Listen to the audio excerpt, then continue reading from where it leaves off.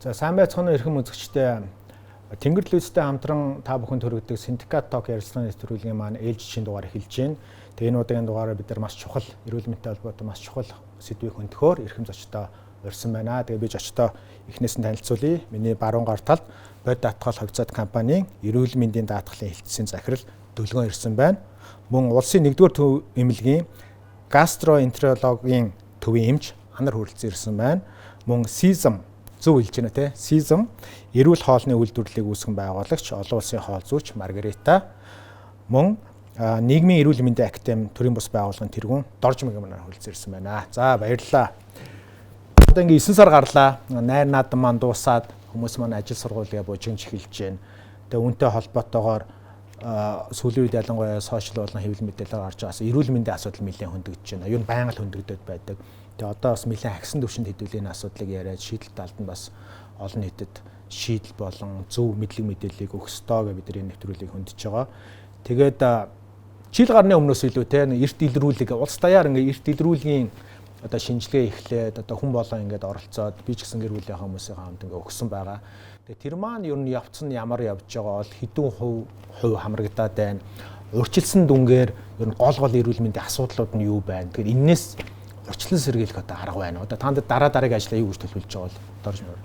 За би бол илүү төрийн бус байгууллага талаас нийгмийн эрүүл мэндийн академи талаас оролцож байгаа. Тэгэхээр төрийн бус байгууллагын хувьд бол илүү төрд байгаа дата мэдээлэл төр түвшин шинжилгээ хийж бас иргэд олон нийт төрөөгөө одоо мэдээлэл өгөх гол бол зорилготой ажиллаж байна. Тэгэхээр 2024 оны 8 сарын 14-ний байдлаар авсан одоо мэдээллээр нийтдээ 1,475 мянган хүн эрт илрүүлэгт бол хамрагдаад байна.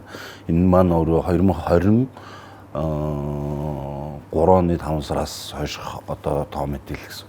За тэрний бол нэг 57% орчим нь бол эмэгтэйчүүд байна. Нэг 43% орчим нь бол эрэгтэйчүүд байна.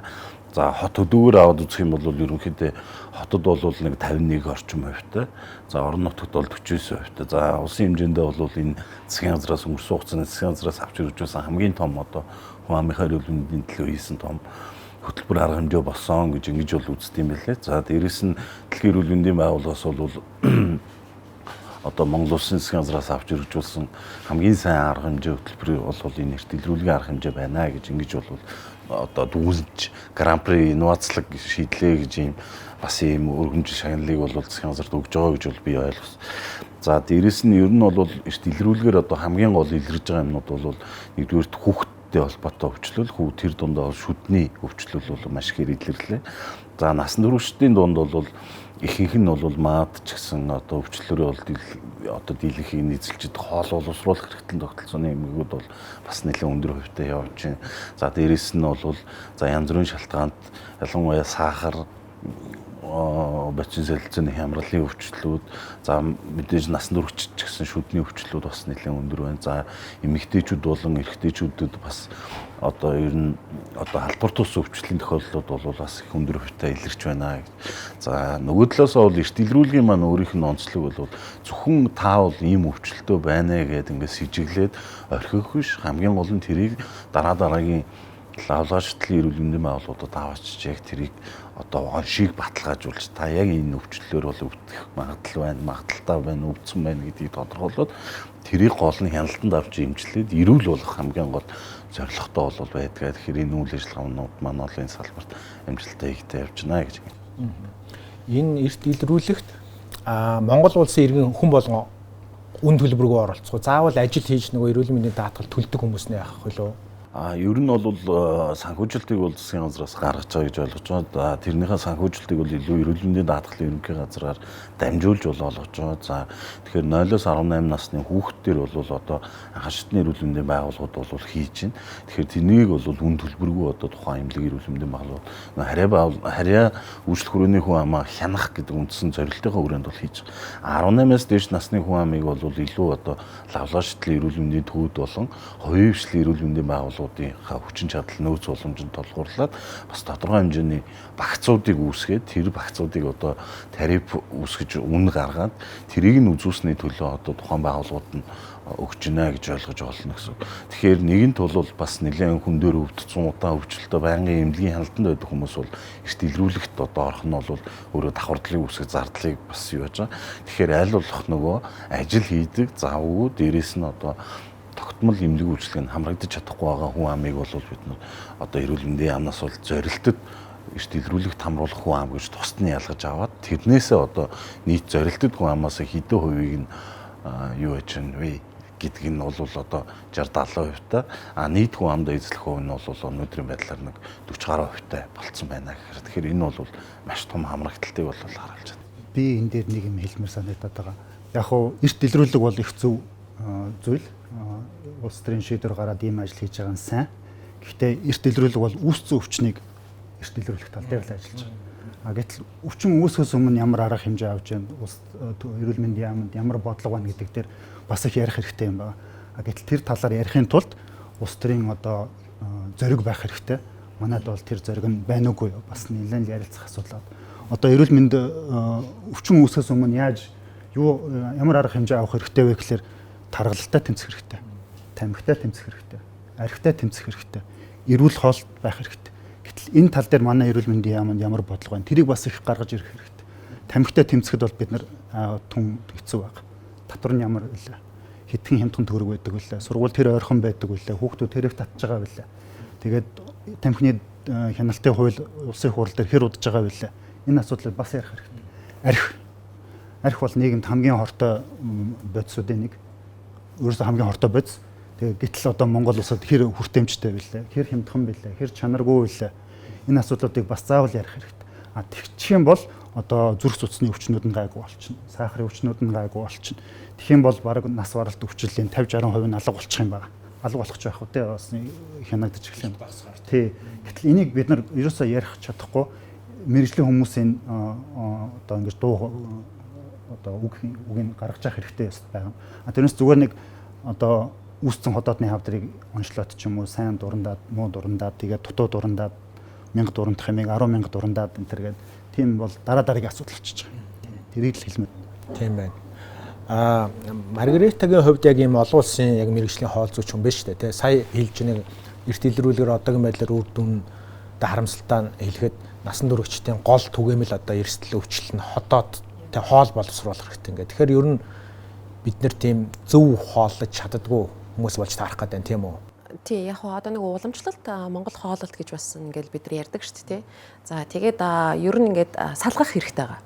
Ягаад вэ гэхээр одоо уламжлалт хоол бол одоо 100-200 жилийн өмнө амьдралын хэм маяг ямар байсан бэ те? Бид нар ямар хөдөлгөөнтэй байсан бэлээ? Бид нар агаарт ямар их байдаг байлаа те? Одоо гэтэл бид нар айгүй тийм Европ стайлтай болцсон. Тэгээд дандаа дотор байгаад байна. Хөдөлгөөнгүй байгаад байна. Одоо машинтай л одоо хамгийн ойрхон хаалган дээрээ зогсоол хайгаад байна шүү дээ. Алхахаас ганц хоёр алхам хийхээс залхуураад байна те. За тэгээд дээрэс нь бидний нөгөө энэ одоо өргөн сонголт тэгээд тэр нөгөө айгүй амттай зүйлийн сонголт нь их өргөн болчих. Тэгээд тэрэндээ бид нэр дасцсан байна. Амттай юм итгэхэд дуртай. Тэгээс нөгөө эрүүл зөв хоолт гэхлээрээ нөгөө чансан дахиа, нөгөө чансан брокколи муухай гэчээд тэнгуүтээ нөгөө тосон шарсан гахамах нөгөө одоо юу гэдэг айгүй их амтлагч орсон те кетчуп майонез бол гоё амттай байгаад байгаа. Тэнгүүтээ тэрийг нь илүү сонгож аваад байгаа тий. Гэтэл яг нөгөө уламжлалт хоол гэж ярих юм бол тэнд чинь тэр амтлагч байгаагүй. Одоо нөгөө convenience store-уд байгаагүй тий. Ерөөсө алхам тутамдаа л одоо бид нэр жижигэн дийлгүүрүүдтэй байна тий. За тий өлсөөгөө байж иж маш их зүйлийг одоо снак байдлаар идээд байгаа. Тэгээд нөгөө таргалчаад идэг. Гэтэл нөгөө яагаад таргалч байгааг гайхаад байгаа боловч маш олон юм хоосон калори идээд идэг. Тэгээд тэрнээсээ болоод номер 1 бол одоо энэ Харвардын их сургуулийн бас судалгаа хийгдсэн байдаг. Буруу хоолтоосоо номер 1 зүрх судасны асуудал. Номер 2 бол сахарын шижин, номер 3 бол хорт хавдар гэж явж шүү дээ. Тэр буруу хоолноосоо болоод бидний эрүүл мэндэ хохироогоод байна. Тэнгүүтээ зөв яаж хооллох вэ гэхээр бид нар мэддэггүй. Тийм маш олон хүмүүс ингээл яг юунаас эхлэх вэ гэж асуудаг. Миний бодлоор бол бас гэр бүлийн соёл гэж байх хэрэгтэй юм шиг байгаа. Тэ? Хөрөгч их зөв байх хэрэгтэй байдаг. За тэгэл нөгөө хөрөгч зөв галтгоон үнэхээр зөв хүнсний бүтээгдэхүүнээрээ дүүрсэн байх юм бол хүн илүү дотоо мэдхгүй. За тэгээд бас нэг зарчмууд гэр бүл дотроо байх хэрэгтэй. Хүүхдүүдтэй багаас нь зааж өгөх ёстой бид нар. Тэгэхгүй бид нар хайртайгээд чихэр жимс аваад өгчдөг. Гэтэл яг нөгөө талаараа харах юм бол энэ бол ширхэг хайр биш. Энэ бол үнэхээр сахар, амтлагч, нөгөө одоо хортой бодисууд, химийн бодисноо тий. За тэгээд энийг л бид нар багаас нь үгүй болгочих юм бол нөгөө одоо эрсдэл орох тий. Ирээдүйн одоо генерашныг бид нэр бэлтгэх байх нь шүү дээ. Тэгэхгүй одоо ирээдүйн CU-гийн хүүхдүүд тий одоо энэ гомингийн хүүхдүүд бол бүгдээрээ хотоодны шарахтай, хотоодны асуудалтай, хорт хавтартай болохоор ер нь бол таамаглалтай, прогнозтой байгаад байгаа. Тэгэхээр тэрэн дээр эцэг эхчүүд ер нь бол айгүй сайн ач холбогдол хийх хэрэгтэй байгаа шүү. Сая анар амчаас дурдж जैन яг өвчнийг илрүүлэхээс илүү анханасаа эрүүл байх, өвчин тусахгүй байх нь айгүй чухлаа гэдэг те. Тэгэхээр яг өнөөдрийн байдлаар одоо танаа эмнэлэг дээр энэ гастроэнтерологийн одоо энэ төв дээр одоо хэр ачаалтаа байдیں۔ Одоо тэгээ мэдээж ингээл өвчин зовлонтой зөндөөл хүмүүс ирж байгаа. Та нар одоо ямар зөвлөгөөг за макро төвшөндөө тэрийг та тусдаа ярина шүү дээ. Яг би нэг эцэг эхчүүд болон хувь хүмүүст өгөх зөвлөгөөг л ямар байл та. Монгол улс бол угаасаа илэгний өвчин, хотоодны өвчин гэхээр номер 1. Тэгээд одоо нас баралтын 40-50% нь хоол боловсруулалтын замын өвчнүүд байгаа. Илэгний хавдар, хотоодны хавдар, улаан хоолойн хавдар. Тэгээд энэ бүгд нь бидний одоо амьдралын хэм маягтай холбоотой, бас дээрээс нь олон жил удамшиж ирсэн вирус, хеликобактерийн халдваруудтай холбоотой. Тэгээ энийг одоо бид нар ингэх юм бол ингээ бүх юм сайхан болчихно гэж хэлэх хэцүү. Олон жижиг шат дараатай арга хэмжээ авах хэрэгтэй байгаа. Энэ дундаас хамгийн түрүүнд нь бол вакцинжуулалт, Б вирусын вакцин. Б вирустай ихээс төрж байгаа хүүхдэд тарьж байгаа 2 дахь вакцин. Тэгээд дээрэс нь хотоодны шархны илрүүлэл, эрт оншилгоо, хеликобактерийн эмчилгээ. Хеликобактерийн эмчилгээ бол тэгээ антибиотик. Тэрийг тэгэхээр эмч үзэж зөвлөх хэрэгтэй. Хэрвээ тэгэж чадах юм бол бид нар хотоодны хавдрын нас баралтыг 50%-аар буулгаж болно. Одоо энэ тоо байдаг л да. Манайх хотоодны хавдрын тохиолдлоороо бол дэлхийд 2-т. Нэг намиртан Солонгос. Гэтэл нас баралтаараа болохоор манайх номер 1, Солонгос болохоор бүтээр дунд нь явж байгаа. Ягаад гэвэл эрт илрүүлээд эрт арга хэмжээ авчиж байгаа тий. Манайх болохоор илрүүлчихээрээ эмчлэх аргууд нь одоогоор бас тийм асуудалтай байгаа юм л да. Ягаад тэгэхээр одоо бид нар энэ эрт илрүүлгээр зөндөө олон хотоодны шарх ураа илрүүлж байна. Тэрийг эмчилдэг нөгөө хотоодны дурангийн ажилбарууд нь болохоор багтаамж нь бага байгаад байдаг. Хэрэгцээ нэх болоод байдаг. Тийм эмнэлэг дээр үзэж байгаа одоо очор хэвтэх орны очор дараалал бол 2-3 сараар сумж байна. Энд нь бас одоо эрүүл мэндийн яам тодорхой санхүүжилтийн асуудлыг шийдэж өгөх байх гэж найдаж байна. Тэгэх юм бол одоо зөвхөн 7 хоногт нэг 5 хүний хотоодны урыг авдаг ажилбар хийх биш, жишээлбэл 15 болгодог ч юм уу, 30 болгодог ч юм уу. Тэгээ тэрийг хөдөө орон нутгийн бүсийн онцлогооны төвүүдэд хийдэг одоо дэд бүтцийг үүсгэж өгдөг ч юм. Тийм арга хэмжээ авахгүй бол одоо хувийн эмнэлгүүд тэр дурангийн нарийн ажилбаруудыг хийж байна. Тэгээ манай эмнэлэг хийж байна, 1-р эмнэлэг, 2-р эмнэлэг, 3-р эмнэлэг хийж байна. Тэгэхээр тэр нь Монголын 3 сая хүнд бол бас тийм хүртээмж сул байгаад байна. Одоо энэ хүртээмжийн нэмэх дараагийн шатны ажил гэх юм уу та. Одоо 1 жил бид нэр өөрсдөө онцлогоо хийлээ. Зөндөө олон хотоодны шарх хавдруудыг илрүүлээ, урыг илрүүлээ. Дараагийнхын шатнд тэр ур хавдрыг тайрах. Тэ? Тэр тайрах ажилбар нь бол маш нарийн дурангийн ажилбарууд байдаг. Тэр багтаамж нь Монголд бол цөөхөн байна, жоохон байна. Тэрийг дэлгэрүүлээ, өргөжүүлээ гэдэг тийм ажил. Танин мэдхүй асуулт шүү нөгөө гастроэнтеролог гэхлээр гастроны хоол ундсан шиг тийм үү. Тэгэхээр ерөөхдөө ганцхан хотоод биш байх тийм үү. Ингээд ер нь хоол шингээлттэй холбоотой л гэсэн үг. Илэг бөөр бүгд илэг, цус, нойр булчирхай, бүдүүн гэц, нарийн гэц, шулуун гэц, улаан хоолой. За сая анар эмчийг хэллээ нөгөө энэ эрүүл мэндийн үйлчилгээний хүртээмж ачаал гэдэг те нөгөө хэдхэн улсын эмнэлэг гол институтээр суурилдаг гэдэг. Нөгөө талаас одоо ажил хийж байгаа хүн болгон чинь эрүүл мэндийн даатгал гэж автоматар нь улсын дэ төлдөг. Дээрээс нь одоо хувийн эрүүл мэндийн даатгал гэсэн нэлээд бас хүчээ авч байгаа шүү байна. Гэхдээ тэр нь өөрөө нөгөө улсын даатгалаа бодвол арай үнэтэй. Тэр утгаараа хүн болгонд хүртээмжтэй чадж гинэ үгүй юу.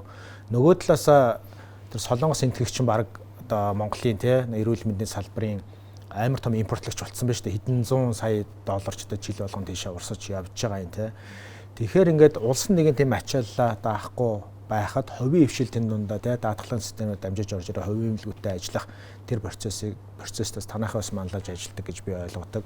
Тэгэхээр яг энэ нийгмийн асуудлыг шийдэлцэх та бүхний оруулж байгаа хувийн нэмэр юу байна? Мөн тулгарч байгаа хамгийн том асуудал юу байна? За эрт илрүүлгээсээ дурдаад эхлэвэл эрүүл мэндийн даатгалын, хувийн эрүүл мэндийн даатгалын гэрээ болон өрсөн дээрээ урьдчилан сэргийлэх үзлийн хамгаалалт гэж байдгийг. За тэрний юу хэлж байгаа вэ гэхээр ерөөсөө сайн дураараа өгөх шинжилгээ гэсэн үг. Тэр багцаасаа даатгуулагч маань өөрөө сонгоод шинжилгээ өгч болно. За тэндээсээ өөрчлөлттэй гарвал эмчин нэмэлтээр дахиад шинжилгээ санал болгоод үзлэг хийлгээд эм бичвэл тэрийг нөхөн төлбөр оруулаад авчдаг. Ахиад багхан ч гэсэн зовир илрээд эмчтэй үзүүлээд эмчийн зааврын дагуу дараагийн шатны шинжилгээ үзлэг одоо эмраач гэдэг юм уу те тэр одоо үйлчлэгээнүүд авахдаа бас даатгалаасаа нөхөн төлбөр олгоод авчиж болдог. Хамгийн гол давуу тал нь юу хэлээд байгаа вэ гэхээр энэ бүхэн дээр хувийн эрүүл мэндийн даатгал яаж үр дүн болгоод байгаа вэ гэхээр хамгийн чухал нь улсын болон хувийн бүх эмнэлгээс үйлчлэг авч болдог гэсэн үг. Тэгэхээр сонгосон багцаас хамаарат улсч бай, хувийнч бай ямар ч эмнэлгээс авна гэдэг чинь өөрөө очор дарааллаасаа илүү нөгөө өөрийнхөө давуу талаа эдэлж чинь гэсэн үг байхгүй. Нэгдүгээрт, хоёрдугаарт бүр хүсвэл олон улсад үйлчлдэг багц авж агаад гадаадад улсад эмчлүүлж болно гэсэн үг. Яг хөө зүгээр тоон жишээ үзэхэд 2023 оны байдлаар даатгал олон улсын даатгал дээр 3 тэрбум төгрөгийн нөхөн төлбөр олгогдсноос яг 1 тэрбум нь гадаад улсад эмчлүүлсэн зардлага байхгүй. Тэгэхээр хүмүүс хувийн даатгалтай хүмүүс заавал Монгол улс гэхгүйгээр гадагшаа зөөр явж байгаа гэсэн. Таны хэлдгээр их хвчлэн Хятад болон Солонгос улсад за зарим нэг хүмүүс Таиландад үзүүлсэн эмчилгээний зардлага байгаа гэж ойлгоно. Тийм. Тэгэхээр нөгөө нэг улсын авч чадахгүй байгаа зарим ачааллыг хувийн эрүүл мэндийн даатгал дээр олгогддог давуу талаараа үсгэж байгаа. Гэхдээ хамрагдaltaй бол хэдүүлээ ярихад бол тоо бол хаанаач хүрхгүй 3 сая хүн хэдхэн хүн амнал энэ хувийн эрүүл мэндийн даатгалд байдаг. Гэхдээ тэр хүмүүс за надад хэрэгтэй юм чинь би урьдчилан сэргийлээ. За би хийх чи би ирээдүгээ бодоод хийх чи гэдгээсээ илүүтэйгээр ажиллаж байгаа компани нь тэр хүндээ санаа тавиад ажил олгогч талаасаа кey ажилтнуудаа ч юм уу оруулаад бенефит олгоод өгч байгаа нь өөрөө бас нэг юм ажил олгогчд нар нь л илүү их анхаарат байгаа гэсэн үг.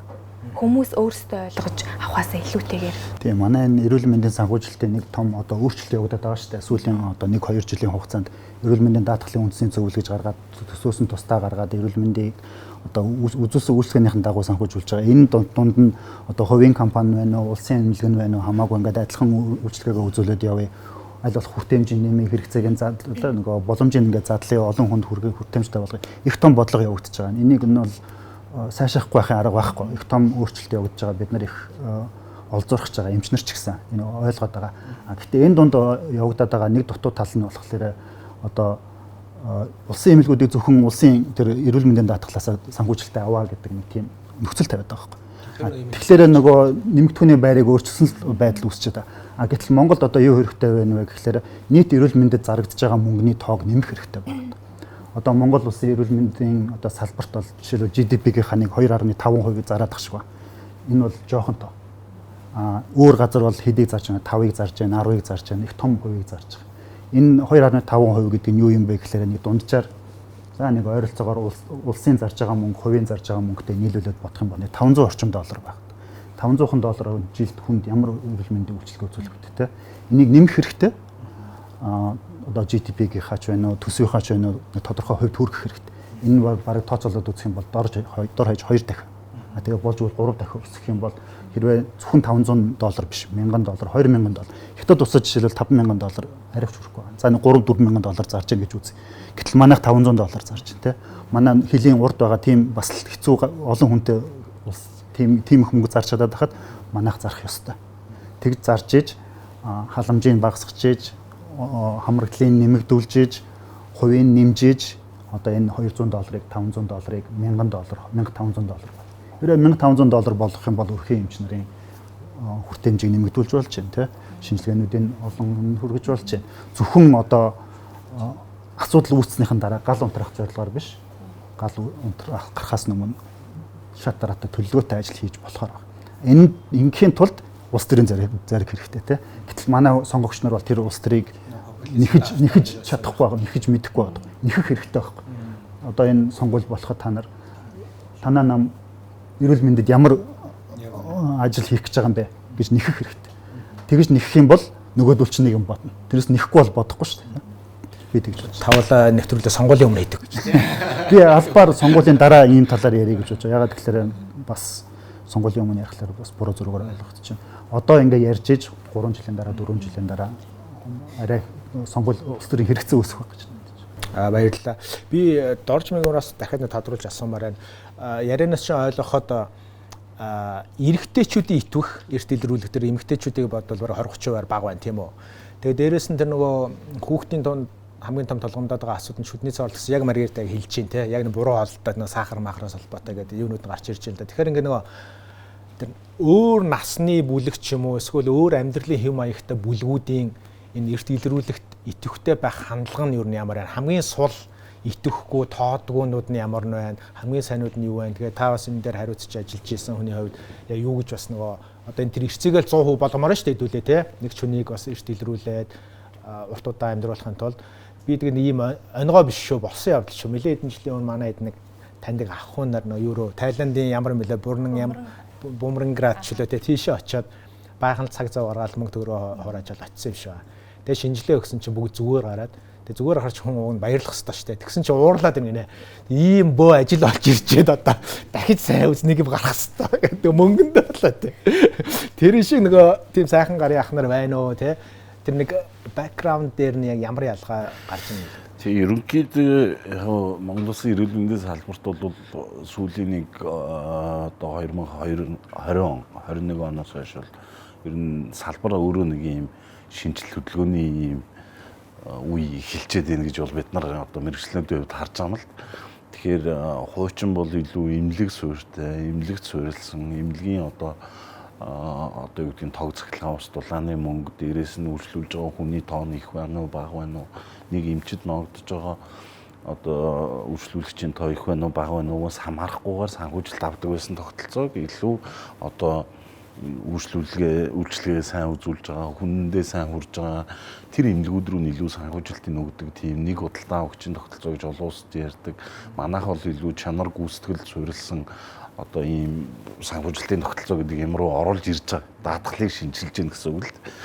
Тэгэхээр энэ тогтолцоо эднэрийг өөрчлөө. За сүүлд одоо ингээд юу гэдгийг нийгмийн эрүүл мэндийн тухай хууль гэдэг хуулийг баталж. Хуучин бол эрүүл мэндийн тухай хууль гэж бид нар нэг ийм том концепцийн нэг том хуультай тэрэн дотроо нийгмийн эрүүл мэндийн тусламж үйлчилгээ, эмнэлгийн тусламж үйлчилгээ гэдэг хоёр тусламж үйлчилгээтэй байна гэдэг ч юм уу ингээд заагаад өгсөн. За тэгээд илүү ингээд доторх задаргаа органикуудын ингээд задлаа үзэхээр илүү эмнэлгийн тусламж үйлчилгээгээ зохицуулсан, нийгмийн эрүүл мэндтэй холбоотой үйл ажиллагааны зохицуултууд нь энэ дотроо илүү сул зохицуулагдсан байсан ийм юмнууд. Илүү эмнэлгийн тусламж үйлчилгээ тал дээрх зохицуултуудаас хамаарат одоо юу гэдгийг 3 дугаар эмнэлэг зүрх судасны өвчлөгийг өрсөн сэргийлэх үйлчлэгийг жил болгон байнгын Люксембургийн төслөөр хийдэг, хавдар судлалын үндэсний төв хийдэг, халдварт өвчин судлалын үндэсний төв бол илүү тийм хандлтын тогтолцоо бүрдүүлж ингэж тогтолцоогоор ингэж явж ирсэн. Гэхдээ энэ тогтолцоо маань өөрөө нөгөө яг олон улсынхаа зах зээлийн үндсэн одоо хүн амын эрүүл мэндийн эрэлт хэрэгцээнд нийцэхгүй байгаад байсан ийм тогтолцоо. Тэгэхээр сая энэ өмнөх их хурлаар бол нийгмийн эрүүл мэндийн тухай хуулийг сая эрүүл мэндийн яамнаас оруулж батлуулж ингэж бас их хурлын гишүүд оруулж батлуул. Энэ бол манай салбарт гарч байгаа маш том өөрчлөлтийг одоо анар эмчин төрөний хэлдэг. Дээрээс нь манай энэ оролцогч нарын хэлээд байгаа гол нь нөгөө иргэдийн эрүүл мэндийн боловсролыг дээшлүүлж, эрт илрүүлэх, одоо өвчлөөс өрсөн сэргийлэх талынх нь мэдээллийг сайжруулъя гэдэг үндсэн концепт бол явж байгаа. Одоогийн энэ засгийн газраас авч хэрэгжүүлж байгаа энэ эрт илрүүлэг бол өөрөө мөн ялгаа байхгүй тэр хуучин явж байсан эмнэлгийн тогтолцооны одоо эрт илрүүлэг өрсөн сэргийлэхийн тогтолцоо бол ажиллаж байдгаар ажиллана. Дээрээс нь гол одоо хөтлөгчийн асуугаад байгаа тэр нөгөө итвэх бах та нийгэмд оролцоо бах та эрүүл мэндийн төлөө анхаарч чадахгүй эд нөгөө хөтөлмөр хэрэглэж байгаа хүмүүсийг айлуулах одоо барьж авч эрт илрүүлж өрсөн сэргийлээ тэр хүмүүс маань өөрөө нөгөө мэдхгүй их оройтсноос болоод хүндрүүлсэн дээрээс нь ингэсэн тогтолцоо байдаг байна гэдэг үүднээс. Дээрээс нь бол хамгийн их одоо эрүүл мэндийн яам болон холбоот газруудаас хилж байгаа чиглэлээр бол энэ бол хүн амын эрүүл мэндтэй холбоотой тийм том датаг басныг үүсгэж авч байна гэж ингэж бол хэлээд байгаамаа. Тэгэхээр яг эрт илрүүлэгт одоо хүн болгоо ингээд тогтмол хамрагдаад сурчих. Дээрээс нь энэ мэдээллүүд дээр үндэслээд одоо би ер нь өвдөж магадгүй байна гэдэг чиглэлээ аваад тэр хүн өрсөн сэргийлэх чиглэлийнхэн өөртөө анхаарах тогтолцоог л гол нь бий болох одоо үндсэн том зорилтоо бол энэ арга хэмжээ бол өөрөө хэрэгжүүлж байгаа. Яадаг ч юусэн мессежийг өгж гин маш том юугаар өгж гин. За дээрээс нь хүүхдэд бол шүдний өвчлөл гэдэг маш том асуудал байд юм. Дээрээс нь нөгөө талд юу харагддаг вөхөр. За мэдээж энэ хүн амын маш их юм өвчлөл бий байгаад байхад хүртээмжийн асуудал, нөгөө эмнэлэг байна уу, эрүүл мэндийн байгууллага нь байна уу, тоног төхөөрөмж дуран одоо хагалгаа хийх хэмжээнд нь байна уу, дээрээс нь эмнэлгийн хэрэгсэл нь байна уу. За сая янар эмчи хэлдэг даатгалын тэр санхүүжилтийн мөнгө төгрөг нь байгаа мó яг эмчлэг гэхээр. За энээс үүдээд нөгөө гадагшаа урсгал бий болох уу, яах вэ хүү. Энэ бол өөрөө энэ системийн маш том реформын одоо суур асуудлуудын нэг мөн. Тэгэхээр гол одоо мессеж, гол санаа бол юу вэ нөхөр нэгдүгээр одоо юу гэдгийг 20-с 25 гэдэг юм уу 30 хүртэлх насны залуучуудын нас баралт бол одоо эмэгтэйчүүдээс 2 дахин өндөр. За дараагийн циклд ороод ирэхээр залуучуудын амиа орлох магадлал нь яг ажил эрхэлж байгаа залуучуудын дундах одоо амиа орлолт нь эмэгтэйчүүдээс дахиад 4 дахин өндөр. За тэгээд 55-аас 65 хүртэлх насныхаа нас баралт зүрхний одоо шигдээс тархин цус оруулалтаараа одоо эмэгтэйчүүдээс хэд дахин өндөр. Ингээд залуучуудын циклж ерөөсө 20 өрөөл авт туслаар нас барахаас хавлал эмэгтэйчүүдийнхээс хэд дахин өндөр циклтэй яваад 60 гараад ирэхээр ч угаасаа тэр эрт илрүүлэгт хамрагч эрэгтэй эмэгтэй хүмүүсийн хоорондын хүүсийн харьцаа ч өөрөө илт нөгөө амьдарч байгаа хүмүүсийн ихийг нь эмэгтэй болоод эхлэхээр чинь өөрчлөгдөж байна гэж бол хараад байгаа. Энэ дэр би бас нэг юм хэлэх гэсэн. Одоо эрчүүд ингээд илүү нас баралттай яваад байна гэдэг байгаа шүү дээ. Энэ дэр бол бас эрэгтэй хүний өөрийнхөө хариуцлагын асуудал гэж бас байгаа дээ, тий. Одоо нөгөө 20-с хойш яаж хооллож байгаа юм бэ? Тий. Хамаг асуудлууд ер нь бол одоо амь хорлолтоос бусд нь тий авто ослоос бусд нь болвол эрүүл мэндтэй холбоотой байгаа учраас ер нь бол эмэгтэй хүн одоо хүүхдийг тээгээд тий одоо хүүхдийг одоо том болгох юмсаа гээд нөгөө ядаж нэг өөртөө тий эмнэлэгт очиод харуулчаад байна хүүхдээ харуулчаад байна гээд нэг юм хариуцлагатай байгаад байгаа байхгүй юу тий тэр нэг одоо гэр бүлийг л нэг эвтэйхэн аятайхаа нэг эрүүл аваа явуучих юмсан гэсний бодолтой байна шүү дээ. А тэнгуүтээ эрэгтэй хүн болвол ерөөсөө хариуцлага хаана байна гэж бас хэлмээр байна тий. Ерөөсө хоолоо идэхдээ 2 3 5-гаар идэх юм. Яах гэж байгаа. Тий. Ходоод чи ингээ 2 гарын матхыг нийлүүлээл хэмжээтэй байхад яагаад энэ дотор тий 3-аас 4 литр хүнсний бүтээгдэхүүн чихчээд байгаа юм бэ тий. Эннээсээ болоод ходоод чин тэрийг нь боловсруулж чадахгүй байгаад байна. Бусад эрхнүүд чинь нөгөө ерөөсө зөв ажиллаж явахгүй байгаа учраас тий. За дээрэс нь одоо нөгөө архины хэрэглээ, тамхины хэрэглээ одоо ерөөсө өөрөө бараг л одоо зориудаар өөрийгөө хохироогоод байна тий. Тий. Тэгээд ерөөсөө л одоо яагаад эмэгтэй хүн ингээ өөрийгөө алахгүй байгаад байна? А эрэгтэй хүн өөрийгөө алаад байгаа юм бэ тий. Монголын нийгэм их хүндээ хатуу. Тэгээд тэр дундаа эрэгтэй хүндээ бүр их хатуу. Тэгээд амиа хорлохоос ахуулаад зүрхний шигдээс илүүжин. Тэгээд дээрэс нь монгол хүмүүс одоо эрэгтэй хүн юм байх хэрэгтэй гэсэн бас нэг буруу үзэл. Буруу стереотип тий. Тэрнээсээ болоод эмнэлэгт хандах дурггүй. Одоо жишээлбэл над дээр манай эмнэлэг дээр ирж байгаа хүмүүс бас ээж нь эхнэр нь жигтэж ирж байгаа хүмүүсээс хүчээр авчирч байна тий. Тэгээ тэр нь яг хуу бас өөрчилж болох л асуудал байх л та нийгмийн одоо зан үйлийн хувьд. Би зүгээр юуг ярмаар байна вэ гэхлээр монгол хүнийг ийм болгож байгаа нэг нийгмийн нэг юм орчин байгаад байгаа. Их идэх ёстой, арх уух ёстой, тамхи татах ёстой. Одоо 10 жилийн хүүхдүүд донд бол одоо эрэгтэйчүүд нь тамхи татах гал ингээл нэг шохоорхол явдаг. Их сургуулийн оюутнууд болохоор арх уух гал ингээл мөнгө нийлүүлэл явдаг. Энэ мэн чинь бүгдээрээ л нэг нийгмийн сөрөг дадал. Тэгээ энийг бас өөрчилж болно. Өөрчлөхийн тулд хэвлэл мэдээллийнхний одоо урлагийнхны, шашныхны бүх үүрэг бий. Тэгээ зөвхөн эмчнэр яриад юм уу, зөвхөн одоо нэг хувийн хвшлийн компаниуд яриад бол дийлэхгүй. Одоо эрэгтэй хүн заавал одоо хоолоо дуусгах хэрэгтэй. Том бороо. Эрэгтэй хүний хоол заавал өөхтөө тостой байх хэрэгтэй. Том бороо.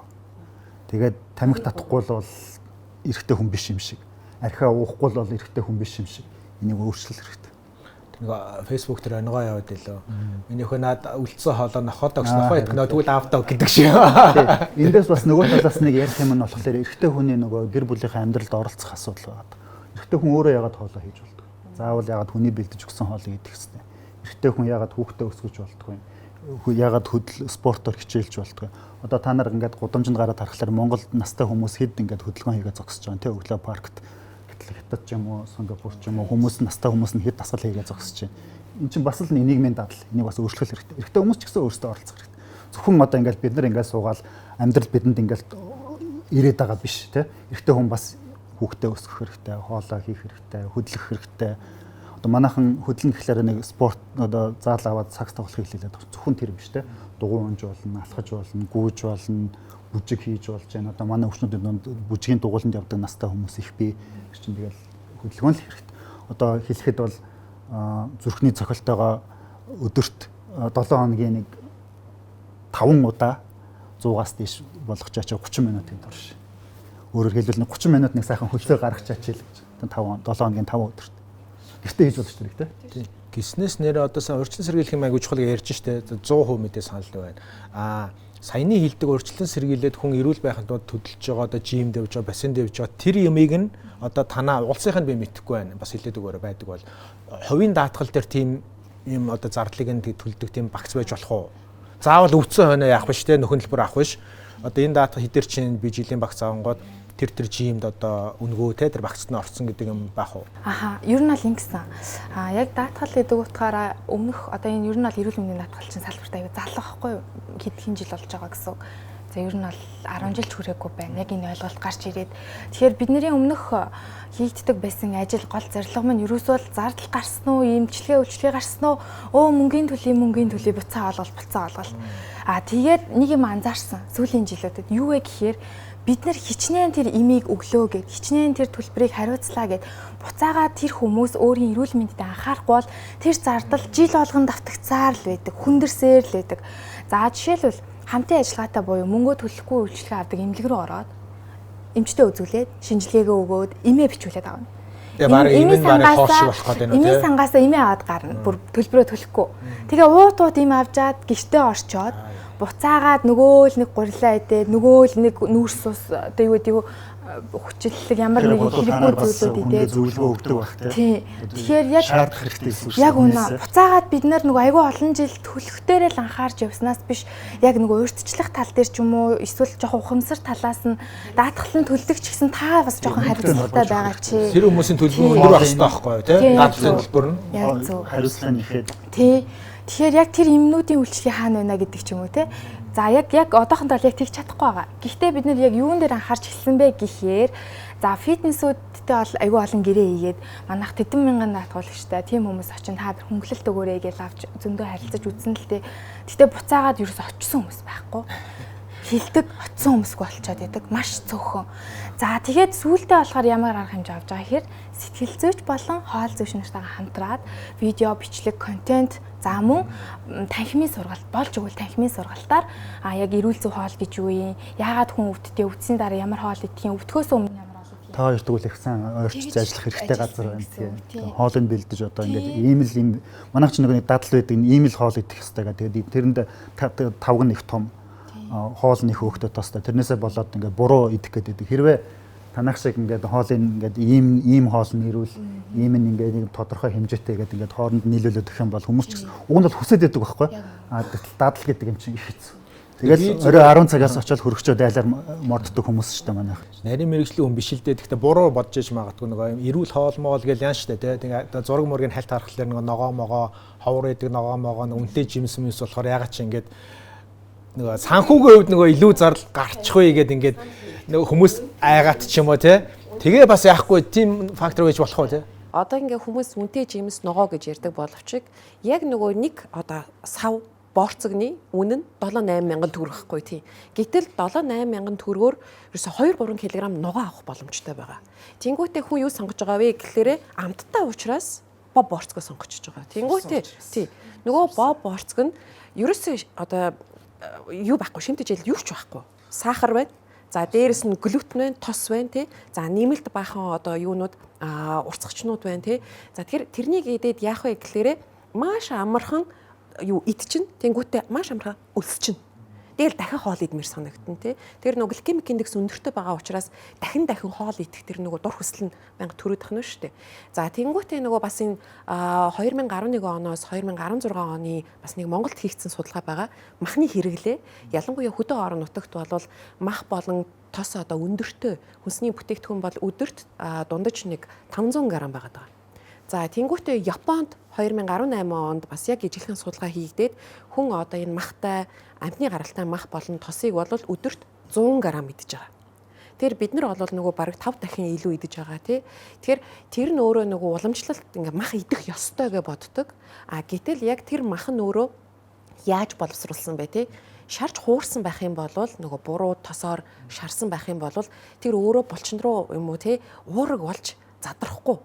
Харин ч эсрэгээр хортой хүнсний бүтээгдэхүүн болчдөг. Тэгэхээр нөгөө бид нар мах идэх кейс илүүтэйгээр тэр махыг яг яаж зөв боловсруулах ёстой юм бэ? За дээрэс нь хэмжээгээ бид нар харах ёстой байдаг. Хийдих одоо энэ амтны гаргалтай хүнсний бүтээгдэхүүн идэх тэгэхээр өрслүүд явагдаад идэг. Тэр нөгөө одоо нөгөө хүнсний бүтээгдэхүүний одоо тэнцвэртэй тавг гэж нэг юм байгаа дээ шүү дээ. Та түр хэлж чинь тий нөгөө ногоо их байх ёстой тий. Ногоо идэж өтгөн хатахгүй. Өтгөн хадаад ах юм бол нөгөө хоол басруулах процесс чинь явагдахгүй шүү дээ. Бүрэн бүтэн явагдахгүй юм тий. Тэр нөгөө өтгөн хадалтын асуудалтай 10 хүний 6 нь яваад байна. 2-3 хоногт өтгөн гадагшлахгүй байна. Гэтэл өдөр болгон хүн 400 граммаас 500 грамм өтгөн гадагшлуулах хэрэгтэй байдаг. Гэтэл энийгээ бид нар хоримтлуулад байх юм бол ямар хортой процессыг бие организм дотор явагдаад байгаа юм бэ? Тэгээ дараа нь гайхаад идэг бид харгалчиж яагаад вүлээ гэд. Буруу хоол идээд ногоо идэхгүй байна. Хэд их амтны гаралтай мах идээд өөх тос хэд их идээд тэгэл нөгөө энэ чирээсэл бүх өвчлөл хоолтой холбоотой байдаг болохоор нөгөө ногоо идэх ёстой. Жимс идэх ёстой. Шимт ижээл витамин минерал тэнд байгаа шүү. Тэ? Бид нар зөвхөн мах гурил идээд ах юм бол витамин хаанаас авах юм? Тэгснээ дараа нь гайх нь би витамины дутагталд орсон байна. Яагаад юм болоо гэд. Мэдээж буруу хоолсон болохоор тий. Тэр энэ таргалалт бүх юм бол ерөөсөө хоол. Гэтэл нэг үе бодвол нэг зээрийн цус мус уухаа багасаад байгаа шүү бид нар тий. Би янз бүрийн хүмүүс орж ирнэ. Зүгээр юу анзаараад ирсэн гэхээр анзаарагддаг вэ гэхээр манайхан нөгөө багасаа идэж сурсан юм аа л иддэг. Хин ч гэсэн. Одоо бид нар ингээд анзаараад үзэх юм бол өөрсдийнхөө л өдрийн хоол одоо гэр бүлийн дадлыг тээж яваа хүмүүс. Тэгээд ганц нэг айлын дадал зуршилтай бас танилцж болох амьдралынхаа явц. Гэтэл ингээд олон хүний дадал зуршлыг харьцуулаад үзэхлээр тун санаа зовмоор дадал зуршлууд байна. Өөх тос их идэж байна. Аяг тавг их том байна. Олон дахин идэж байна. Унтахаас өмнө их идэж байна. Энэ бүгд чинь Монгол хүний эрүүл мэндэд нөлөөлөд байгаа. Зөвхөн Монгол хүнийх биш л дээ. Тэгээ Монголд бол бүр илүү сөргөөр нөлөөлж байгаа. Монголчууд энэ одоо бид нар өвчтөндөө юуг зөвлөдөг вэ гэхээр 10 гурил гэж нэг сайхан хоол байна. Үнэтэй биш, илбэг. Тэгээ тэрийг сайхан одоо тосон зураад идэхэд бол тосч ус хүнд хэрэг тодорхой хэмжээр хэрэгтэй. Тэгэх юм бол гидсний хөрөлц хөдөлгөөнийг сайжруулж байна. Өтгөн гаралтыг сайжруулж байна. Энергийг өгчөж байна. Луун байн түүгээр нь идэж болж байна. Төмсийг чанаад идэж болж байна. Амтлаад идэж болж байна. Заавал мах идэх хэрэг байхгүй. Монголчуудын махны хэрэглээ бол тун их. Тэгээд мах нь өөрөө ямар үнэтэй байлаа. Хэрэв махныхаа оронд одоо арай жоохон өөр хямдхан ногоо энэ төр авах юм бол бас л нөгөө төсөвтэй багтаад гэр бүлийнхаа төсөвд багтчихаар байгаа байхгүй. Би бол тэгж боддог. Би яг өөрөө хувьдаа нөгөө мах идэх дургу хүн л дээ. Тэгэхээр хүмүүс тэгж ярьдаг. Тэгэхээр хүмүүс бас жоохон буруугаар ойлгох тал. Ягаад бол багасаа тэр хүмүүс тэгж мах идэх сурцсан. Гэтэл заавал мах идэх алба байхгүй. Махны юмнуудыг бол өөр юмар нөхөж болно. Хүмүүс тэрийг л ихсэн ойлгох. Тэрийг бүр багаас нь цэцэрлэгээс нь хүүхдэд зааж өгөх. Би анар амчисны бас нэг асуулт бас асуумаар байна. Хэвлэлээр нэлээд сошиал медиалаар нэлээд явдаг. Дөрөвний хилдэгчл нөгөө эрүүл мэндийн даатгалаа төлөөд идэг. Тэгээ хаяа нэг жилдээ нэг хоёр удаа өдөр бол очихгүй шүү дээ иргэн хүн тийм. Жилдээ нэг хоёр удаа асуудал болоо очих. Нийлээ очир янз бүрийн юм гээд хамгийн нөгөө хүмүүсийн сошиалаар ялган шүүмжлэлтэй ханддаг юм нь нарийн мэрэгжлийн үйлчлэгээ одоо томографийн ч юм уу зураг муур авъя гэх нь улсын эмнэлэг дээр авахгүйгээд заавал нэг хувийн эмнэлэг рүү явуулдаг. Тэгээ тэр нь одоо бараг л тэр эмчи өөрийнх нь хувийн эмнэлэг болж таардаг. Тэгээ баг албаар ингээд нэг тэр бас яриад идсэн эмийн сангуудын сүлжээ үүссэн. Заавал тэр эмийг тэнцэнс авмаа хувь мөө өгд юм уу яа гэм үү. Яг ийм ашиг сонирхлын зуршил үнэхээр байдаг уу? Байдаг бол энийг ингээд засаж залруулах юм дээр бас хийж байгаа юм шиг байна. Эрүүл мэнд гэдэг үйлчилгээ бол их эрэлт хэрэгцээтэй үнэтэй үйлчилгээ. Хүн болгон тэрнийг хүртэж чадахгүй. Тэгээд энэ зөрөөнөөс болоод энэ янз бүрийн гажуудалд доголдол үүсгээд зөвхөн Монголд ч биш одоо хуучин соц үйлчилгээтэй энэ тэгэхээр Хятад, Унгар, Куб одоо Кубд ч бас байгаа л байх бодвол тиймэрхүү асуудлууд байдаг. Хятад одоо нэг улаан тогтоо гэд нэрлэлсэн байдаг. Унгар жишээлбэл парасалвын одоо нэмэлт цалин гэд нэрлэлсэн байдаг. Иймэрхүү тийм саарл ийм тогтолцоонууд байгаад байдаг. Энийг өөрчлөх ганц арга нь бол одоо үйлчлэгийг задлах. Тэгээд санхүүжилтийн нээлттэй ил болгох. Тэгэх юм бол одоо улсын эмнэлгийн эмчнэр бол нэг тодорхой одоо ажил хийх ёстой тэр хугацаанд 5 хүнс нь 10 хүнс нь ялгаа байхгүй. Тэгэхээр бодвол болж л 5 хүнээ үзэх гэж шүү дээ. Тэгэхээр манай асуудал юундэ байгаад юм гэхээр хүн болгон нарийн эмчийн үзлэгт орох гээд байдаг. Гэтэл өөр газар бол эхлээд өөрхийн эмчтэр очоод тэгээд тэрнээсээ хэрэгтэй бол цаашаа явах хэрэгтэй шүү дээ. Гэтэл манай тэр нь алдагдцсан. Хүүхэд хал урахлаар түргэн дууддаг. Гаралт ихсгэлээр түргэн дууддаг. Гэтэл нөгөө түргэн чинь бол осолдсон, харавсан, шигдсэн хүмүүс төр очих хэрэгтэй шүү дээ. Тэгээд манайхан тэрийгээ бол тийм байх хэрэгтэйгээ ойлгоцсон. Тэр чинь тэгэл буруу байхгүй. Тэгэхээр л нөгөө нэг ачаал нэмэгддэг. Ачаал нэмэгдэхлээр нөгөө саарал хар зохион байгуулалт руугаа орчих гээд байдаг. Тэгэхээр хэрвээ энэ бүгдийг ингэж зөв хуваарлж өгөх юм бол нэгдүгээр шатал, хоёрдугаар шаталтаа хангалттай үйлчлэгээ үзүүлж чаддаг болох юм бол хүн болгон заавал 3 дугаар шатал руу явахгүй. Тийм. Нэрээ тийм юм яриад идэв шүү дээ. Нөгөө хэрэгцээгүй хүмүүсээр айгүй их орд үргэлт байна гэдэг. Ягаад ч үгүй жирээл нэг тусал залгуулна гэж нэг 7 хоног хөвтчихдээ юм шүү те. Тэр хооронд нь яг нөгөө үйлчлэгээр хэрэгтэй хүмүүс нь оргуу үлдээд. Тэгээд хүн авахгүй гэхлээр гомддог те. Даатгал дээр ч гэсэн ялгаагүй. За одоо би нэг ээлж амралт авсан юм чи одоо нэг 10 хоног хитнэ. Наад яг санаа 10 хоног гэдэг бүр ойлголтч байдаг бүр хоногоор их том асуудал бий. Монгол хүний одоо тариа тариулах магадлал, антибиотик хэрэглэх магадлал, эмнэлэг твтэх магадлал нь дэлхийн дунджаас хэд дахин өндөр, 10 хэд дахин өндөр. Энэ бүгд хэрэгцээгүй. Энэ бүгд чинь эцэст юу болж гэнэ вэ гэхлээр зардал үүсэж гэн, эрсдэл үүсэж гэн, халдвар үүсэж гэн. Тэгээ одоо манай BD вирус тараад байгаа, C вирус тараад байгаа чинь эцэст энтэй л холбоотой. Илэгний вирус, илэгний хавдар үүсэж байгаа чинь энтэй л холбоотой. Бүгдээр л нэг очоод тусал хийлэгч юмсан л гэсэн яриа. Тэгээд ядаж яхад бүр өнгөгүй тусал хийлээ гэж хүртэл гомдолдог явдаг. Өнгөтэй тусал хийлэх сонирхолтой хүмүүс байна. Миний хажуудлыг хүнд бор тусал хийлээ, надад тусал хийсэнгүй ч гэдэг юм уу тий. Энд чинь нэг гажуудал байгаа да, хэрэгцээ байгаа да. Энэ хэрэгцээ чинь одоо зардал үүсгэж байна. Олон эмийн төсвөртэй нян үүсгэж байна, вирус тарааж байна. Витамины комплекс төр ч гэсэн яг тэгдэг штэ. Одоо хүмүүс нөгөө юу яасан байна? Витамины комплекс А, Б бүлгүүдийн бүгдийг ингээд шахуулъя гэж яхад ер нь бол витамин чинь тусан дуустдаг витамин, усан дуустдаг витаминууд гэж байгаад идэг. Хэрв усан дуустдаг витаминууд бол 24 цагийн л хугацаатай. 1000 шахсан ч гэсэн хэрэгтэй юм аваад бусдын шээсээр гаргацдаг. Тэгэхээр нөгөө үнэтэй шээстэй л болж байгаа гэсэн үг байхгүй юу? Ер нь бол нэг талын. Тэр нөгөө витамины комплекс бол таныг тэг сар юм уу 2 сар бол витаминтай болохгүй. Зүгээр л нэг өдрийн л та комплекс бол үнэтэй хийж өгж байгаа гэсэн үг байхгүй юу? Тэрний оронд зөв хооллоод нөгөө витамина өдөр тутамдаа тогтвортой эзснээрээ та өөрийнхөө одоо тийм нэг зардлаа хиймнэ. Хоёрт урт хугацаанд одоо анти эйжинг буюу урт наслах боломж байна, өвчлөлгүй байх нь боломж байна тий. Тэгээс нөгөө ерөөсөө тэр витамины комплексаа барайл яваад идэх хүмүүс айгүй их болсон байлээ. Даатгал дээр мөн ялгаагүй шинжилгээний хариун дээр витамины дутагдaltaй гарчвал эмчийн зөвлөсөн тунгаар шууд олгочдөг байхгүй юу? Харин нэмэлтээр дархлаа дэмжих зорилгоор үндсэн эмчилгээтэй хамт бичээд өчгөр даатгал хасчдаг. Энд чинь эрдэс бод хоол хүнсээр авч явах хэрэгтэй болохгүй. Энгийн нөхцөл бид нар заавал эмчтэй эмчгүй эмийн сангаас ороод авчдаг ч юм өөр хоолоор идчих. Тэрийг хасчаар бас жоохон ойлголтын зүрх үсээд байдаг. Яагаад болгодгүй ингээд даатгалууд ингээд дутуу юм. Ер нь Монгол хүний эмнэлэг хэлбэрх хүсэлтэй, тариа хийлгэх хүсэлтэй, антибиотик хүүхдийн хоолой халуурангуутал антибиотик хэрэглэдэг шүү дээ. Тэр чинь буруу шүү дээ. 80-90% нь бол вирусын гаралтай антибиотик. Тэр супербаг гэдэг амир юм байд юм билээ шүү дээ. Антибиотик одоо өчөрдгөө тий. Австралид байдаг монголчууд бол хэлэндээ анх очил хүүхэд нь халуурангуут хөргөн дууддаг. Нөгөөдөл нь парацетамол бичгөө $400 нэхэмжлээ биччихээ яваад байдаг. Тэгээд манайхан тэр нөгөө буруу дадлаараа яваад байгаа гэсэн үг байхгүй. Тэгэхээр манайд нэгд одоо эрүүл мэндийн үйлчлэгээ үзүүлэх багтаамж нь бага байна. Хоёрт хэрэгцээ нь амар өндөр байна. Тэгэхээр тэр хэрэгцээ нь ихэнх нь одоо өөр аргаар шийдэж болохоор хэрэгцээнүүд байна. Заавал эмнэлэг твтэх хэрэггүй. Заавал тариа тариулах хэрэггүй.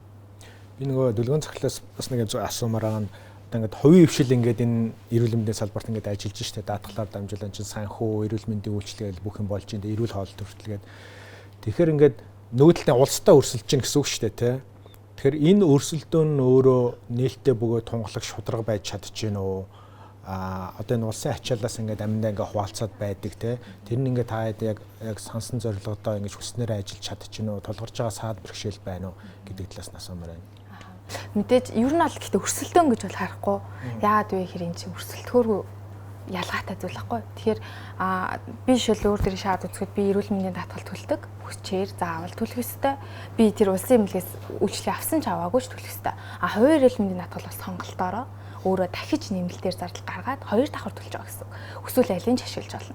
Гэхдээ даатгалтай хүмүүс алийг сонгох хөвчлийн улсаас илүү хувийн эрүүл мэндийн даатгалаас сонгох. Тийм дээр бас нэг юм амар чухал юм нөгөө залуу хүмүүс нөгөө төлж байгаа эрүүл мэндийн даатгалыг зардал гэж хараад байдаг. Сэтгэл ханамжгүй байгаад байдаг те. Энийг бас их зөвөр шийдэхгүй бол нийгмийн нөгөө тогтолцоонд их сөргөөр нөлөөлж болох юм байна. Би ингээд нэг татвар төлөөлөд байдаг. Тэрийг үйлчлэгийг авахгүй ингээд тэгээ төлөхгүй ч гэдэг юм уу те. Гэтэл тэрэн дээр нь цаана их том юм тогтчихэдэг ч юм уу. Энийг бид нар ч гэсэн хувийн эмнэлгийн эмчнэрийг одоо өрсөлдөөн гэж харддаг. Бидний харин ажилд нэмэр болж байгаа хүмүүс гэж хардаг. Яг л хэрэгцээ бол дундаршгүй.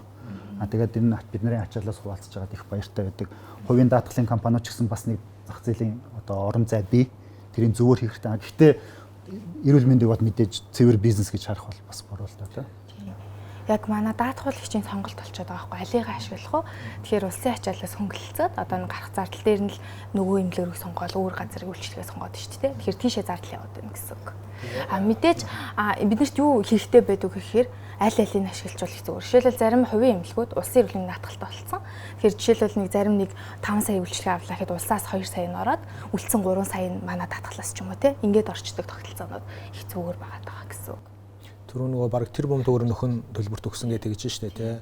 Одоо ингүүл яад тий. Одоо би одоо нэг ямар нэгэн тийм өвчин зөөрт гэдгийг мэдчихэж штэ тий. Тэнгүүтээ танаа даатгалын бүтээгдэхүүнийг аваад нөгөө нөхөн төлбөрөөр эмчилэх гэдэг ингээд үзүүл эн чинь бас нэг тийм заллин маягийн болоо таарах уу эсвэл та бүхэн тэн дээр ингээд зөвлөгөө мөвлөө эсвэл даатахгүй гэх юм яа одоо тийм тохиол зөндөл байгаа штэ. Одоо илрүүлэг дээр одоо ингээд сая гаруй хүн орчлоо хүмүүс ингээд яан штэ тий.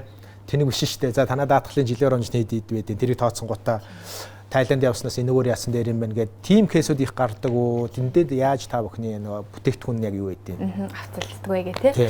За тэгэхээр нөхөн төлбөр талаас яг манай компани хэмжээнд дээр жилдээ нэг 7 тэрбум орчмын нөхөн төлбөр зөвхөн эрүүл мэнд дээр эргэлттэй. Тэндээсээ би зүгээр дурдж хэлэхэд 1 тэрбум гадагшаа амжилуулсан зардал байхгүй. Үлдсэн 6 тэрбум дотооддоо гэсэн үг тий. Тэрэн дээр ямар хүмүүс аваад байна вэ? Архаг өвчнөөрөө, зочмог өвчнөөрөө те гэрээ эхлэхээс өмнө үсчихнө. Тэгэхээр бид нар дээр хандж байгаа хувь хүмүүсийн ер нь бараг 90-ээс дээш орчим хувь нь дандаа гадагшаа эмчилгээ хийх хэрэгтэй болчлоо. Оншин гараад ирлээ. Одоо гадаад явхад танаа даатгал болчихлоо. Одоо гэс төлбөрөө төлөөд хийлгэчээ.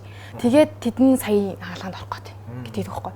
Тэгэхээр яг буруу л да. Яг бид нэр эхлээд өвдөхөөс өмнө уг нь холбогдоод тэрний хитгэн төгрөгөө төлөөд үйлчлэгээ авцсан бол тэр ирээдүйд гарах тэр өндөр хэмжээний зардал бүгд олгох байсан. Даатгалын одоо гол зорилго ч өөрөө ирээдүйд учрах эрсдэл дээр нь олохоос биш одоо аль хэзээ үүсцэн дээр нь олохгүй гэсэн үг. Тэгэхээр хувь хүн дээр ялангуяа тийм гэрээнүүд олгогдох боломжгүй болчихдог. Тийм уучлаарай гэж хэлнэ гэсэн үг. Тийм энэ ер нь ганц манай даатгал биш бүх даатгалын ялгаа. Тийм. Харин байгууллагаараа олгуулаа хамт олноороо багцаараа компани төлөөд орж ирж байгаа дээр зарим нэг эрсдлийг нь аваад заримыг нь олгох жишээгээр гэрээ хийдэг байхгүй. Тэгэхээр янз янз байж болдог гэсэн үг. Яг бүр тодорхой болцсон хүмүүс дээр болж байгаа хэцүү гэсэн үг. Тэгэхээр наан нь ойлголтоо аваад ялгаж харж агаад сонголтоо хийжүүл уг нь тэр хүмүүсийн ирээдүйн ачааллыг хэд дахин хөнгөлөх боломж бид нарт байгаа байхгүй. За ингээд манай нэвтрүүлгийн цаг дуусч байгаа юм байна. 10 хүрэхгүй минут үлдсэн байна. Би тэгээ өөрийнхөө зүгээс тавих сүүлчийн асуултыг та дөрөв тавья. Тэгээ нэмээд та бүхэн бас хэлж байгаа дутуу байгаа зүйлүүдээ бас үзэгч олонтойгоо хуваалцаж болно. Миний дуртай асуулт одоо эрүүл мэндийн салбарын юм ярьж хэдүүлээ. Хэрвээ та дөрөв эрүүл мэндийн сайд юм уу? Одоо энэ салбарын эрх барих одоо хамгийн одоо номер 1 хүн байсан бол яг энэ ярьж байгаа өнөөдрийн сэдвтэй холбоотойгоор нэн тэргүүнд хамгийн түрүүнд ямар шийдвэрээ тогтоол шийдвэр одоо тушаал гарах байсан бэ? Одоо танд бүх эрх мэдэл бүх төсөв мөнгөнд байгаа гэж төсөөлье. За дарж авах. За баярлалаа. Тэгэхээр эрүүл мэндийн салбарт бид бас олон шинжилгээ өөрчлөлтүүдийг өнгөрсөн хугацаанд харж байгаа, мэдээж сайжирч байгаа. За ер нь бол дэлхийн эрүүл мэндийн байгууллагын зөвлөмж бол доод жишг нэг дотоодын нийт бүтээгдэхүүнийхээ 5%-ийг эрүүл мэндийнхээ төлөө зарцуулаач. Тэр нь өөрөө одоо эргээд нөгөө хүн амын эрүүл мэндэд шалтгаалсан санхүүгийн эрсдлээс хамгаалах боломжийг бүрдүүлэх юм аа л гэж хэлдэг. Тэгэхээр ядаж одоо манай нэг төсөвч нэг 2.4 их 80 байна. Үлдсэн манай дотоодын нийт бүтээгдэхүүн чинь нэг 70 их 80 гэдэг. Тэгэхээр ядаж энэс нэг 5% авчихын тулд 3.5 болох хэвээр. Тэгэхээр 1.2 их 80-ыг яаж игээд бид нар бас тодорхой хэмжээнд нэммээр байна гэдэг. Энийг илүү одоо нийгмийн эрүүл мэндийн өрсөн сэргийлэх эрт илрүүлэг энэ тогтолцоон дээр бас нэмж өгүүлэх хэрэгтэй байна гэдэг санаа байгаа. За дээрэс нь яг манай салбар өөрөө нэг 4-5 их усүртэй гэж ярьдаг. Тэр нь бол хувийн төлбөр байдаг, улсын төсвөөс өгдөг, даатгалаараа бас олон нийтрээ ингэж самбурдуулж одоо санхүүжилттэй явдаг. Дээрэс нь олон улсын гэдэг юм хувийн даатгалуудаас бас ингэж мөнгө төгрөг авдаг. Дээрэс нь хандив тусламжаар бас гаднаас мөнгө төгрөг орж ирдэг ч гэдэг юм нэг ийм хэдий их усүр. Тэгэхээр энийг илүү цааш нь авч яваад яг хувийн даатгал дээрээ мөнгө төгрөг төлрүүлээд одоо бидний авж байгаа үйлчлэгээ болгон дээр тодорхой хэмжээний эрүүл мэндийн гинти ослын гэдэг үгтэй ийм үйлчлэгнүүдийг бас оруулж өгөх хэрэгтэй юм шиг. Бид нар автобусан суулгаад 500 төгрөгийн 5 төгрөг ч юм уу одоо намайг тодорхой хэмжээнд энэ үйлчлэгнийхээ хүрээнд даатгах гэдэг. Одоо юу гэдгийг 5 төгрөг нь тэр олон мянган хүн зэрэг суугаад ирэхэд тэр сан чинь тодорхой хэмжээнд юм. Магадгүй нэг автобусан шатах нэг нь одоо аваар усалд ороход миний биеэгүй болоход тэр одоо тээврийн хэрэгслийн гинти ослын эмчилгээний даатгалаас магадгүй хэдэн төгрөг нь гарч идэг ч юм. Бид нар бас энэ чиглэлийнхаа бас энэ хувийн даатгалтай болон ер нь нөгөө нэг ямар нэгэн юмныхаа үйлчлэгнийхаа тариф эднийг гаргахтаа бид нар энэ одоо эрүүл мэнд гинти ослын энэ эмчилгээний зардалтай холбоотой даатгалын бүтээгдэхүүнийг оруулж өгжүүл бас нэг их үүсвэр бол гарах юм бол маш бага зардлаар мөртлөө гинтийн маш их мөнгийг гаргах нөхцөл одоо боломжийг бас иргэнээ хамгаалж чаддаг энэ тогтолцоо руу орох болов уу гэж ингэж харж байгаа. За ер нь бол эрүүл мэндийн салбарт маань бол одоо нэг 10 гаруй одоо бие даасан хууль байна. Жишээ нь даатгалын хууль, халдвар төвчнөөс юу ах хууль, ариун цэврийн хууль ч гэдэг юм уу.